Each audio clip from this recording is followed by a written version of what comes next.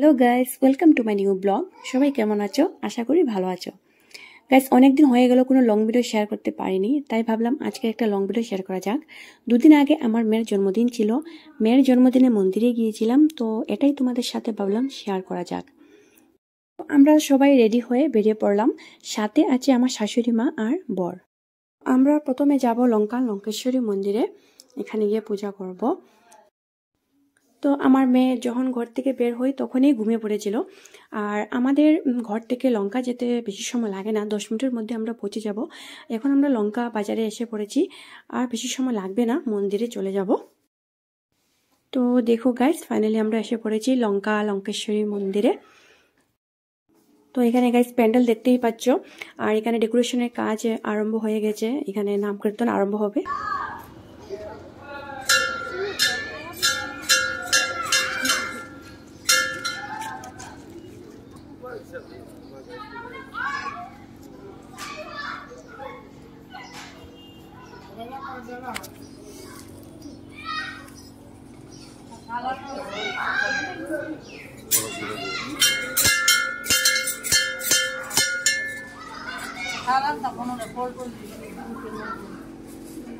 তো দেখো বন্ধুরা, জায়গাটা কিন্তু অনেক সুন্দর, আর আমাদের পূজা শেষ হয়ে গেছে। পূজা করার সময় কিন্তু আর ভিডিও করতে পারিনি। তো যাই হোক, এখানে তো পূজা কমপ্লিট হয়ে গেছে। তো এখন আমরা যাব অনুকূল ঠাকুরের মন্দিরে।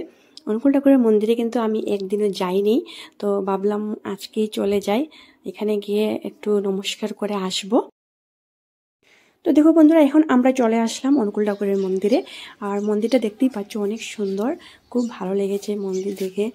তারপর আমরা এখানে নমস্কার করলাম, তারপর দুইটা ফটো তুললাম। আর জায়গাটা অনেক সুন্দর, অনেক ভালো লেগেছে, তাই আমি একটু ভিডিও করলাম।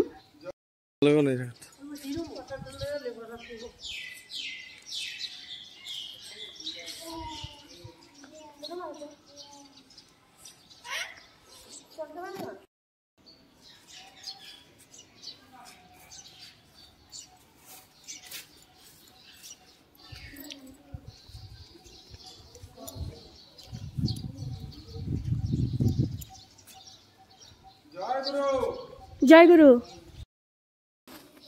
আমরা তারপর এসে পড়লাম রাম মন্দিরে। আর আমাদের আসতে একটু দেরি হয়ে গেল, তাই পূজারি চলে গিয়েছেন, তো আমরা একটু নিজেই পূজা করে নিলাম।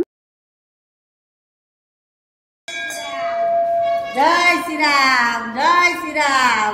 দেখো গাইস, এখন আমরা ঘরে চলে আসলাম। আর ভিডিওটি কেমন লাগলো কমেন্ট করে জানিও। আজকের জন্য টাটা।